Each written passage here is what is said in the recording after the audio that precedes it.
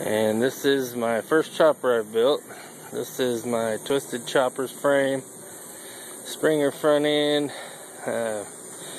Stretched the frame 10 inches.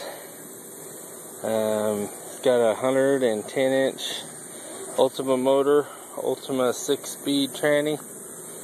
Chain driven, right side drive. 300 tire. It's definitely a pretty neat machine. Runs good, sounds good. Got it all finished. It's drivable. Just trying to get some pictures here, get it on the internet. It's definitely a neat bike. You know, a lot of time in it, and it is gonna be a neat bike for somebody. Hopefully I can sell it and then build some more. Anyway, that's my first bike, and it's definitely a bad boy.